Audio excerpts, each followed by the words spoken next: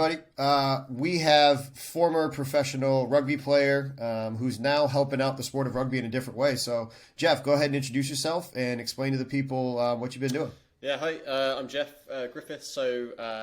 As Justin said, I used to be a professional, semi-professional rugby player quite a while ago, and I kind of ran out of talent at about the age of 25, started transitioning out of the game, but I realised I was running out of talent, started to transition out of the game, and I've kind of just used everything I learned in sport to kind of build a business. So I now am owner and CEO of a big digital marketing agency in London, in the UK. But yeah, more recently sort of got involved with a bit of a passion project to build um, a, a, a structured course that helps athletes sort of structure their thinking when coming to the end of their career. So the idea was there's nothing really, I think psychology is entering more and more into the performance side of things and in performance, but what happens when that all disappears, right? And there's actually very little out there, and that's kind of, I guess, what we're talking today. Yeah, and I think we both would agree that in sport, there's not as much resources for athletes as there should be. It's growing, but it's not where it should be. So let's start with athletes that are in sport. How do you propose they get help and they get the support psychologically, mentally that they need so that way they can achieve the success that they want on the field? Yeah, so in sport, I think it's becoming a little bit more prevalent now. I think people are understanding, if you are going to go to the gym, or you're going to work on the field, or you're going to work on, I don't know, rugby, like you're passing, you're kicking, like all of this stuff is well, if you're going to crumble when a bit of pressure comes on, or if you're going to not deal with setbacks well, which that's just what sport is, it's like constant ups and downs, then you're probably going to be inhibiting your performance. So I think it is coming in a little bit more, and certainly in the elite sort of level. But I think even then is it's inaccessible. It's kind of a big driver of why we built Tackling Transition. This course is because what do you even Google to get interested in this? I'm feeling this thing. What is it? How do you find that out? It's really, really hard. So yeah, I think within sport there's massive hurdles as well. That's a really good point. And how did you try doing it yourself? What did you find? How did it kind of lead you down Well, I that didn't rabbit do hole? anything in my career. This is the whole thing. It's I think people just learn, don't they? They just learn to get through hardship, or they learn how to optimize their own performance from a psychological state. You begin, just the older you get and the more experienced you become, the more you understand yourself.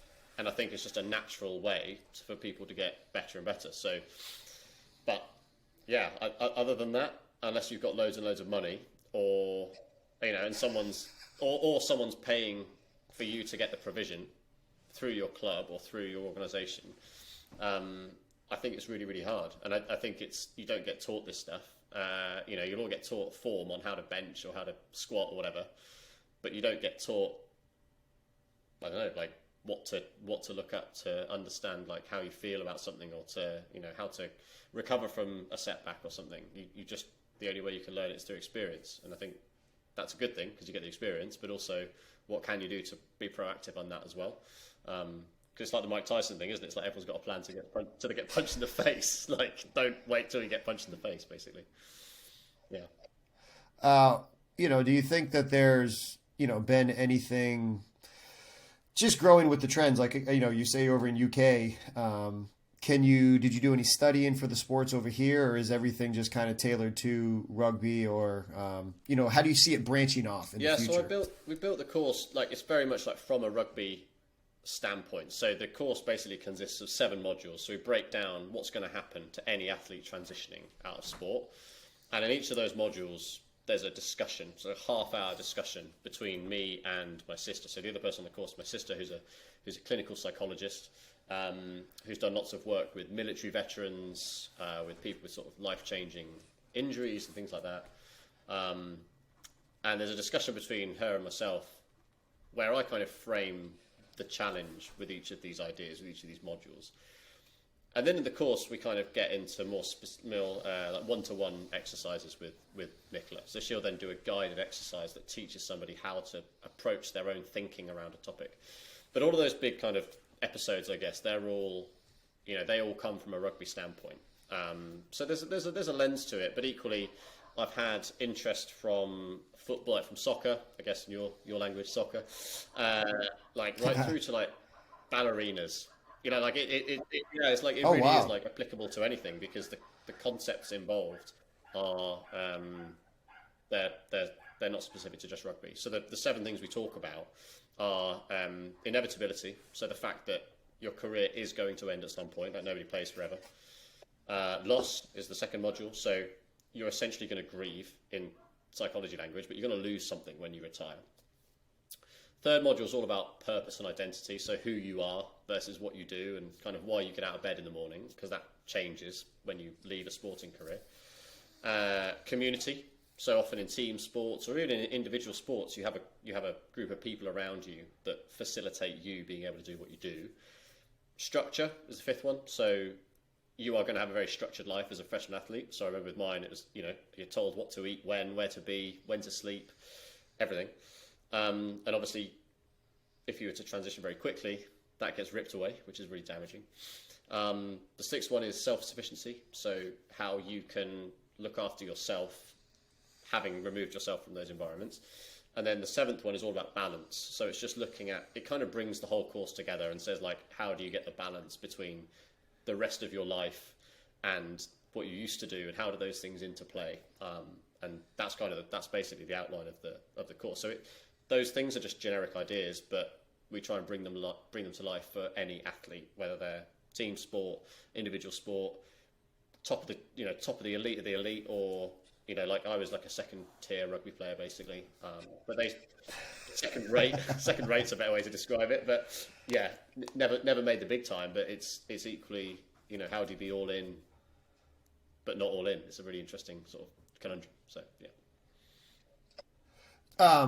No, that sounds like it's something that, like you said, every athlete should be doing. Like, there's no reason why, if you're an athlete, you're not doing it. You mentioned your sister, and off air you said that she was a psychiatrist.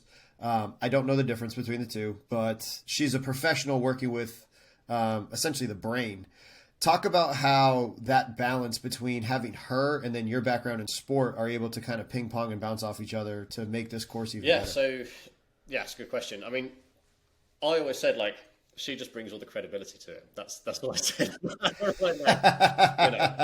Because I never made it. I'm just like I'm a nobody, like, in a sporting sense. But I've kind of used all of the lessons from sport that I learned, both how to be managed and how I was managed and what I liked and didn't like, and how my performance was monitored and improved or not. And I just use all of that to inform how I run my business now. And so I'm kind of coming at it from, well, I'm past the transition and I'm now into my second life. And so that's really all I can do, is provide a bit of context with what athletes might be experiencing. And then what Nicola's able to do is then take that information and then just transform it into, okay, well, here's what that means, like medically, clinically, that's what's going on with you.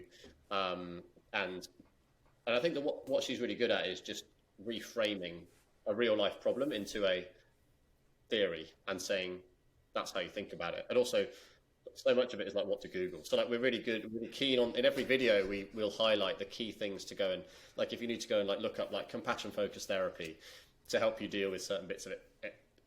You wouldn't ever, have you ever heard of that before? Like I hadn't before she said it, and it sounds a bit wishy-washy, but it isn't. But it's that kind of trying to make it way more accessible. I think that's where she comes in. And then, in the guided exercises, she's just, a consummate professional. So she's essentially running a one-to-one therapy session that would, cost you, I don't know, like $200, I guess, in your money, like something like that, to have that as an actual therapy session. But the idea is she does it as a one-way thing, and we've sort of created worksheets and assets to allow people to kind of work through and just structure their thinking and run with it themselves. Basically, it's all about empowerment, isn't it? It's about giving someone the tools, and that's what she's really good at. That's, I mean, I think you hit the nail on the head with, in terms of that credibility and being able to, blend the two. One of the questions hearing you talk that, I was kind of wondering is, how do you know when the limitation is mental? Like, how do you know, okay, hey, physiologically they're prepared. Again, you played sport before. you may have had those practice all-stars or the guys that were unbelievable in low pressure, but you go on the road and now all of a sudden they turn into a mental midget. How does this course go about addressing those mental midgets to being able to be like, hey, you have all the tools physically, but this is how we're going to address it to fix it? So this is like mainly focused on people who are exiting the game, right? So it's more of that, but equally, it's all applicable. They're all the same models, really, that apply to just helping someone increase their own self-awareness. So, like the ability to, if you understand yourself better, and you understand very objectively like why something's gone well or hasn't, and you can pinpoint and attribute it to yourself or not, then what you're able to do then is just emotionally regulate, and that's a massive thing. Just being able to look at something and objectively and either go, okay, I need to work on it, or park it and disregard it and move on. So they're kind of all the same kind of skills, in the course, but we're kind of trying to say, well, this is all about that transition period between ending your sport, which is going to happen, and wherever you're trying to get to, with your new life. So with that being said, this sounds like something that people should be, I mean, ideally they'd be kind of aware, kind of like you, or, like one of my buddies, like he made it to the last round of NFL cuts. He could have tried to keep sticking it out, but he might have just been like, hey, this course is for me. Like, I'm not done yet, but I can kind of see the writing on the wall. I guess anybody that's smart enough to realize that they should take it, they maybe don't need it, but this could be something that people kind of on the twilight end of their year should be using in a transition period. That's probably where it's like most effective as a almost like an emergency thing. But we kind of designed it to be applicable, like if you're 18 and starting out, or like, well, in our world, like 18, you might be a young buck and you've been given your first professional rugby contract, and you think you're going to like take over the world and all of this, and you might not do. And so actually with this, in some ways, the earlier you start, the better. Equally, you could have gone all the way past transition and like had some amazing feedback from people that kind of transitioned out of the game, not quite when I did, but like after, and have been out of the game for a few years. And they were like, actually, this has really helped me understand like why I'm not letting go of certain things, or like why I don't know, like why I feel certain ways about things, or why I approach things in my actual life in different ways. So we kind of designed it to be applicable at any time. You could be years retired, or you could be right at the start of your career. The silly thing is that the when you're 18 and you're just like, you've got the spring in your step, and you're like, you don't think about it because you just think you're invincible and all of this. Yeah, I don't need this stuff. That's for the old heads. It's okay because I'm just going to make it to the big time. But it's like, how many people make it to the big time? And then what does that mean for them? One of the things I also thought about as you're talking about it, when you talked about the fact of like, okay, it's rugby. I instantly thought about, okay, football, ice hockey, maybe, lacrosse over here.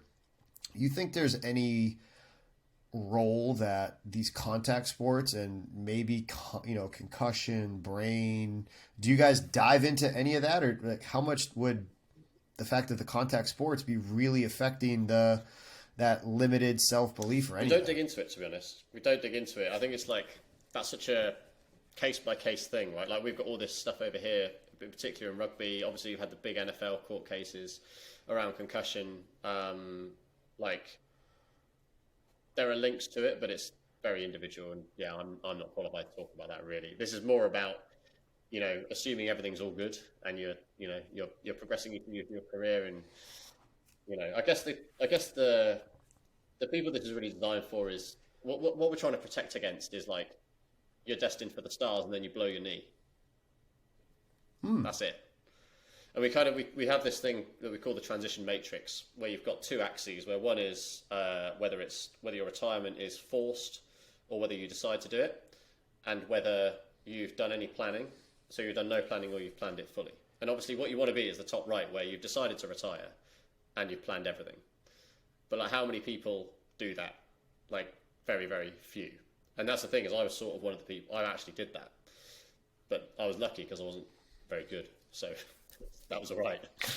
But if you're really good and you've done no planning, and then like I say, you blow a knee and you never get back, then actually the effect of losing your whole community support network, like the ability to look after yourself. You have your structure ripped away.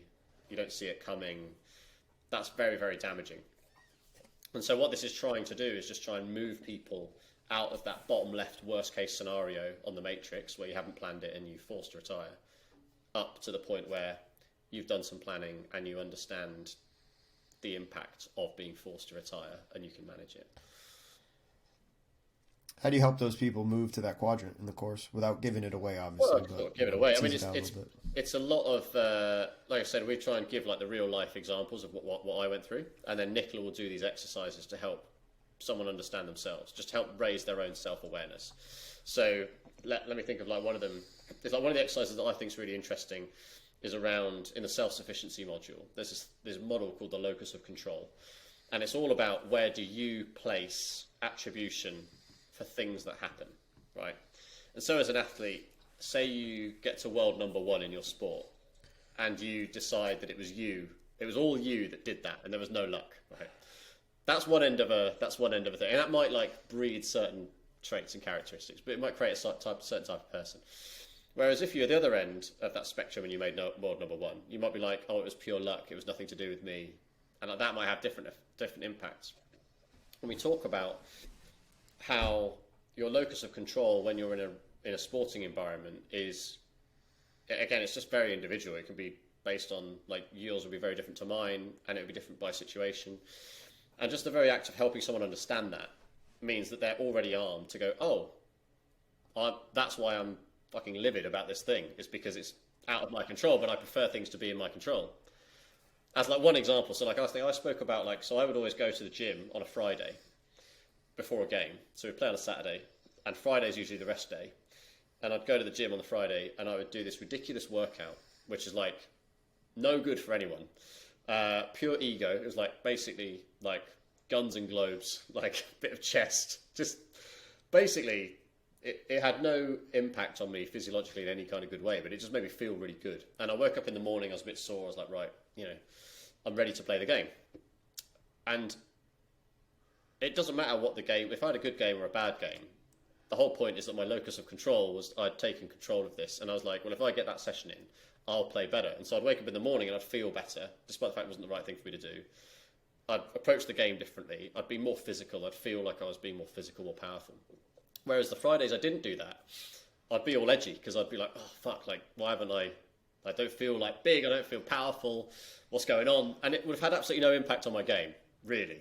And it's just unpackaging that kind of stuff is very, very valuable, because if that didn't exist, or if I could rationalise it when I was playing in my career, like, I'd never have done that stupid thing that was no good for me, and it would have had an impact. But you get into these habits as humans, don't we? So, yeah. You talked about some of your own examples. What were some things that maybe you saw teammates doing that, looking back, you're like, you're doing something similar? I think the biggest one is is not facing up to the inevitability of ending a career. I think that's like the big. It's very generic and it's broad, but a lot of, if you look at people who, I don't know, particularly in rugby, but it's in any sport, is you get a lot of people who end up in either coaching or management positions in the sport because they kind of had no other place to go, right? So what's interesting is the example I often kind of cite is like, if like for every, let's say, like, I don't know, 2 in 10 elite rugby players become coaches in rugby or something. I don't know what the number is, but like, say that happened. The question is, like, if they really understood themselves, how many of them would have gone on to be like, instead of doing that, they could have become like an author or an artist or like a CEO or whatever. And I think, especially over here in rugby, it's like loads of boys will end up in finance or insurance or something like that. And it's like a very well-trodden path because of the rugby network. But that's just an outcome because the rugby network exists. It's not because those people understood themselves enough to say, I'm going to go over here and do this thing. So when I transitioned out, I was like, what do I value and what do I appreciate from sport and what did I like about it? And I like things like, I lived or died. My contracts lived or died on my own performance. As an idea, as a value, and something I kind of value, that's a thing I love. And then you compare that to owning a business, where it's kind of like, well, if it doesn't work, like, who's it on? Well, me. So, and I can only get to that because I went through the journey I went through. And so what we're trying to do is help people get that clarity of understanding. So, like, why do I go to work now? Like, I love being part of a team and I love creating a culture. And that's like a massive thing in rugby, is that you have, it's all about the camaraderie. You win together, you lose together. And these are like core things that really inform what I do now as a CEO. So, and I've kind of just ended up there by existing. Right? I've just kind of like gone on the journey. And so we kind of built this to be like, well, what if everyone were able to start to understand those things in the middle of their career? You know, that's what we got. Do you think there's any difference between like the God gifted best athletes and the ones that kind of had to grind for it in terms of their ability to transition easier or harder? That's a really good question. I think the ones that had to grind for it, I think they're going to naturally have done more on themselves, right? Like if they have to know they have to grind, then they're going to be self-aware enough to know that things don't come easily. And I was never the best rugby player in the world, obviously, and I kind of got to the level I got to. A lot of it was just hard work. I was like physically decent, Nick, all that kind of stuff. I wasn't the best ball player in the world, but I worked on the things that I knew where I could add the value. Do you know what I mean? And that's so I kind of, I don't know. It's probably just me being I'm probably quite biased on it, but I could imagine if I was a world beater, I'd just be an awful human being. So like, that's the thing, is I can't, like I can't empathise with what that must be like. But yeah, I'd say inherently the more you have to work on the skill side, you'd probably work on the mental side just as a byproduct. You've said it before. How much of it do you think people would be reluctant to this because, like you said, of the whole notion of wishy-washy and feely and like talk about that limitation? I think that's getting broken down. Like I'm not a kind of a wishy-washy, like soft kind of person, I don't think. But there's too many stories of where this has gone really badly wrong for people. There's too many stories in all elite sport where it's ended with death, basically. And so I think, like, if you start there, it's not overly soft. You can move backwards, and this isn't about hand-holding and kind of mollycoddling at all. And I think I was so we embed psychologists, clinical psychologists in Built Visible, my company, and we're a marketing agency, right? And the reason we do that is because we're quite high performing. We're quite a boutique, kind of a specialist agency. People pay us a lot of money to do what we do, and that comes with pressures, and it comes with like demands, basically. And we embed psychologists in that organisation because their ability to handle the stresses and the ups and downs of work will just make them unbelievably powerful in their careers. And so that benefits me now and Built Visible now, and it will benefit them in their careers. And what's really interesting about it is I think the perception of doing that was like, oh, it's like soft, like you're pandering, like, Gen Z, all this type of thing. And like I'm an old goat, so I'm like, oh yeah, whatever. But I think the reality of it is that if you actually do it, it's like fucking hard work, because you just have to look in the mirror. That's the thing. Is like at the end of the day, it's like you're just looking at yourself and you're deciding whether you're in control of what you're doing, whether you're regulating yourself, whether you're I don't know, like you just have to be honest. And I think that's quite hard, and I don't think everyone does that every day. So yeah, I don't think it's too wishy-washy. Certainly, what the things we've pulled out is all the exercises, all the sessions that Nicola does are like, they're hard. Like you have to kind of put a bit of time aside and be like, right, I've got to really think about this. Yeah. I think you're right too, though. The more you have to look inside, like, tying it again to athletics, like look inside. How well do you know the opponent? How well have you prepared yourself? And when you have to start to do that, you start to learn about some things about yourself, but that then helps you ultimately on the field. So when you do this, it's going to ultimately help you for that transition, yeah, right? 100%. And it's like it's like the soft mollycoddling thing is like, I think, like, I don't know, particularly I run quite a young company, and like people get very stressed and very worried about things that sometimes I think don't matter, And like even understanding that sometimes things don't matter is a massive benefit. So like if you're like you're saying, if you're training for something and you're trying to perform at your best, it's as much about what you do as what you let go and don't worry about, in terms of focus. And that you can only do that by just understanding yourself a little bit more. So yeah, really agree. Within that, have you noticed that there might be a difficulty for, your niche is specifically rugby? People coming from different clubs, and without, you're not going to name names of the clubs, but okay, if the coaches emphasized all these little things, and then these guys now have no ability to let go because they've just been yelled at for years upon years of this matters, this matters, this matters, this matters. Like, has that been harder than any of the other cases or the people that have been, in the course? What do you mean by that? Sorry. Like, okay, so, if there's one style of coaches where they're just like, on them about Right, every yeah, little thing, like this fucking matters, this fucking matters. And then, like, now, like you said, they've just been let go. And it's like, oh my God, is that former athlete, harder to transition than the ones that maybe the coaches were like, hey, you know what?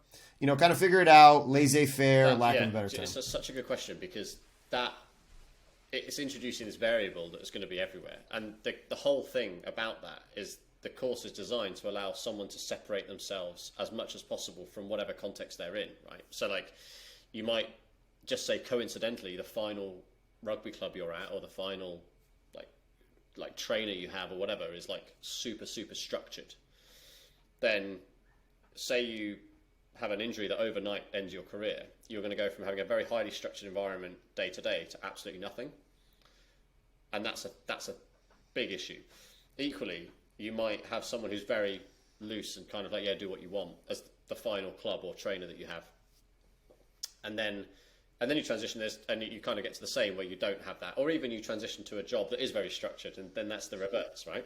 And the whole point is like, where's the agency in that in terms of your own ability to manage it? Because that's kind of the point of the course, I guess, is like, it shouldn't matter what environment you've come from if you're in control of your stuff, like if you've empowered yourself, then it kind of takes the external factors out of the equation.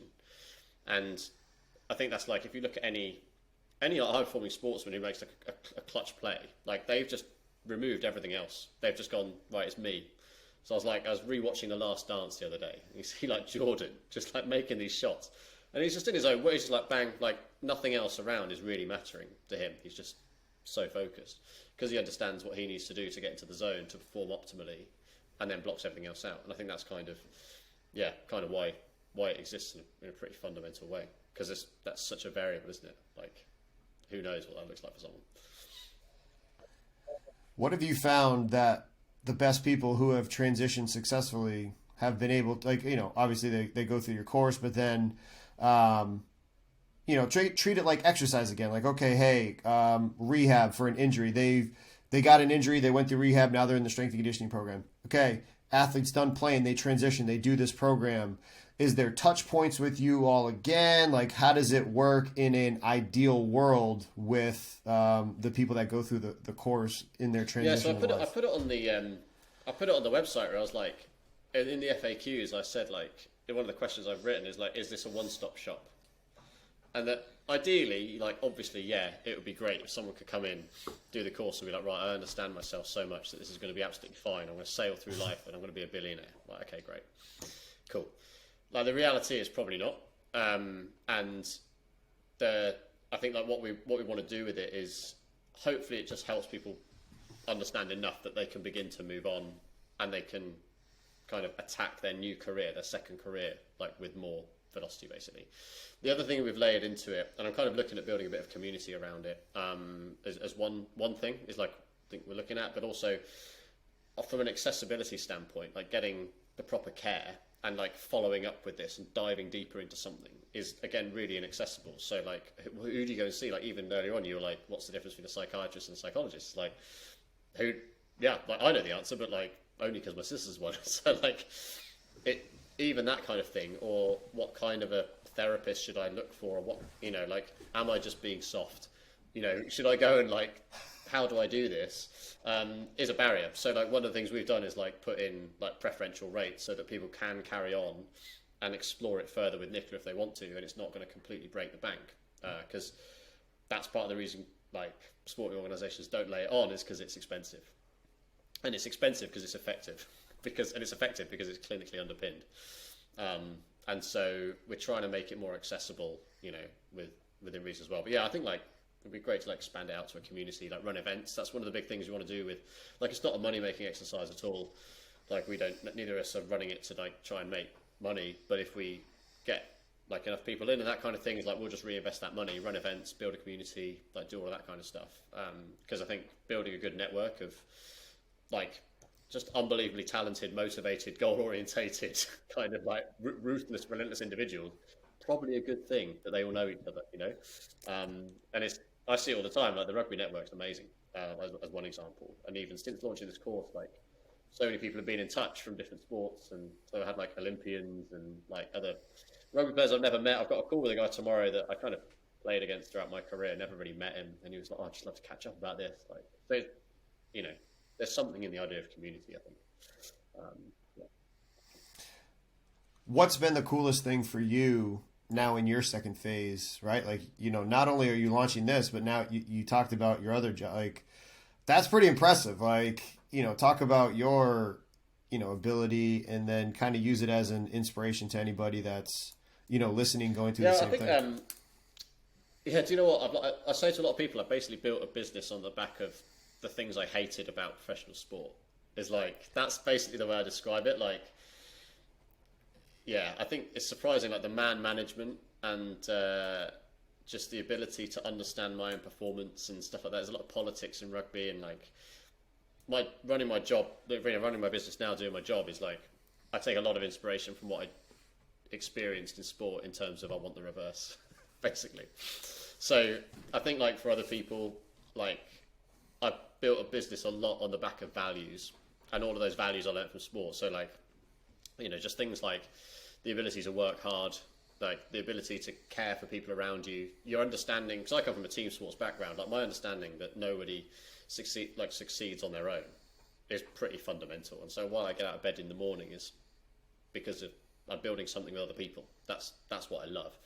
And I love that sometimes we win, sometimes we lose. I love that it's all my fault. That's like a thing that I love. And I don't think I'd have got any of that stuff from sport. And so to bring it back to the question, it's kind of, the answer's often right in front of an athlete. And Nicola and I in the course talk a lot, well, Nicola does because she's the expert, talks a lot about values versus standards. And it's like being very, very driven on your values. So instead of, you know, because standards can get unhealthy. If you're like, I have to do these things for this reason. You know, if I you know, standards might be, I've got to eat perfectly in this way every day. Why? Oh, because I have to. Whereas values say, I want to perform the best I can. What is it I need to do to get there? And I kind of use that approach a lot, and I learned that just from rugby. So my advice to athletes often is, you might not yet know it, and that's why the course exists. You might not know it, but you have all of these tools that you just need to unlock. You just need to become aware of them, and you need to become empowered to and confident enough to just say, fuck it, this is who I am. And then what you need to do is just understand, is just do all the boring planning stuff and say, well, what am I interested in? Like, what kind of field do I want to go in? Like, what do I value? What do I like doing? Oh, I like motivating people. Right, you might want to go into management.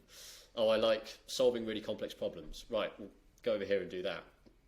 So it's kind of, my message always is like, athletes have all this ability, and they've got all these huge toolboxes to access. And once they understand that, and they can find a bit of direction, they're absolutely flying. So yeah, I think that's an answer. I can't remember what the question was. I'm just blabbering. No, that was awesome. What would you say, again, not naming names, but like, what has been some of the people where it's like, okay, hey, this person, or maybe what are some common themes or heuristics of those that have struggled with the transition? So that way, if anybody listening, they're like, oh man, like, kind of sounds like me. All right, like, if they're not aware enough of it because they're in that matrix, what are some of those? I think like there's some really tangible stuff like job hopping. So like if you leave and you just fall into an industry because you've got a contact that got you in somewhere, and then you do a year or two, and you're like, just a bit bored. Like, what do I do now? Like, it's a really obvious sign, but that's often a sign of discontent because you've gone from doing a thing that you love all the time, being really motivated, and then you're being hit by not being motivated, and that's like a big diversion from what you're used to. And I think like the biggest warning sign I always see is there's people telling you that it's like you'll ask like, oh, how's work or whatever. Like say they've already transitioned you. How's the job, whatever. And the biggest like telltale is they'll just go, oh, fine. It's like, is it? Because like when you're a professional athlete, if you're like, what's it like being a professional athlete? I'll be like, it's my dream. And so if you go from being like, it's my dream to, yeah, then I'm sort of like, let's dig into that because it's probably not, you know. No, I couldn't agree with you more. I mean, because I think hearing you talk about the fact that, like, hey, once you played sport, you become a coach. It's like, geez, how many of them, right? Strength Coach Network. How many times do you think that maybe that's been the reality of why people become strength and conditioning coaches? I think the thing is as well is like I'm not saying it's like a cop out or like do you know what I mean? It's just it's the path of least resistance, and all I'm saying is like, what if you had all the options? You might still end up there, and that's cool. That's ideal if you explored everything. But yeah, going and playing rugby and then becoming a coach at the club that you were playing rugby at. I don't know. No, like it sounds like you're essentially saying like, hey, just don't be afraid to kind of explore and see what you do want to do because and you the thing never about like being a professional athlete is you've typically got a lot of time to do that. So like when I had injuries, like I was plagued with injuries, and every time I was injured, I was like, what the fuck am I doing? Like I was so bored. It was like an ongoing joke about how injured I was the whole time, right? But I got so bored because there's only so many coffees you can go for. There's only so many physio treatments you can have. Like, so in the end, I just started, like, I built a website. I started writing. I was doing some work for a software company. Not because I necessarily, like, thought, oh, shit, I've got to earn the money or whatever. It was just, I was so bored. I was like, I need to do something. And so you kind of have got the luxury of an athlete to begin exploring this stuff at the same time. And I think, you know, it's quite lazy advice to say, oh, go and get some work experience. Because it's like, well, in what? And that's where the course comes in, because you're like, if you can understand what you care about and what you value, it will refine down the kind of things you can go and get some work experience in, and the kind of things you can explore. Yeah. What's the ways that people, you know, how do they get? They've been listening to us now talk for 40 minutes. How do they find out more about this program? How do they get enrolled? Yeah, so it's tacklingtransition.com. Very simple. You go on. There's kind of an intro video that kind of explains what it's all about. Bit of some bios, and then there's like there's a sample lesson that you can access, and you can kind of get to grips with the content of the course. And then also, I'm posting pretty regularly, like mainly on LinkedIn at the moment, but I'm going to start sort of moving to Instagram a little bit as well. Just some snippets, so some previews of the discussions. So trying to surface some of that content so people can kind of get to grips with the kind of things we're talking about. And they're all things that should resonate. The thing about this is that it doesn't matter like how you're retiring, like it's relevant. Like it doesn't matter whether you feel like you're not experiencing any like each of the 7 modules, you might think, oh, that doesn't apply to me. You're like, it does. And even if it's you saying, I now know it doesn't apply to me, then you move forward, right? So yeah, tacklingtransition.com, and everything's on there. And then I'm just on socials talking about it a fair amount. Nicholas talking on socials a fair amount. Yeah, that's that. One last question I had as you were talking about it. Do you think playing and kind of like easing the transition from, like you said, high level, awesome pro, like, playing some lower level or even club for, my population of, if you were in, the NFL, or if you were in, the Power 5 football, and then you start to play some, lower level community with friends, does that help, or does that almost like, it doesn't really scratch the itch? Yes, that's exactly what I did, basically. So I was full-time, and then I dropped down to being part-time in the same league, and then I dropped down a league, and I built my business. So it's pretty much the perfect way to do it, basically, is because you remove that sudden change. Like the sudden change is the big danger. and it just buys you time. So I was very lucky. Like when I quit being full time rugby, I went to part time, but that paid me enough that meant I didn't have to get a decent job. So I got a shit job in London. I say shit in terms of like the pay was terrible, but I didn't need it because I had the money from rugby, where I could train 2 nights a week and play on a Saturday, and that made financial sense as two things. So what that did was it allowed me to explore. You know, I was very, very lucky, really. Like, it allowed me to explore building a career while also tapering off the rugby. And then it's ridiculous because the last 7 years that I played, so I played 15 years. The whole second half of my career was in the lowest league that I played, so National 1, so the third tier of English rugby. And at the same time, I was building my career, and it was by far and away the best, most enjoyable rugby I played, by miles. And for some reason, I think it was just all about the balance that I had, and like I had 2 purposes, and while one purpose, the rugby purpose, began to subside, like the other one grew, and so I think that's the way to do it. Like if that luxury is afforded to you, that's you just taking control. You know, it's as simple as that. 100% agreed. I mean, I wish I had this when I was, making you kind of wonder about what you're going to do, right? Like because like you said, for so long, you've known, and there's scheduling and there's this and that. So if anybody, our listeners, be sure to check it out. We're going to drop it in the show notes. But, Geoff, I appreciate you coming on and talking about this, and have a good rest of the day, brother. Man. Good to chat. Yeah.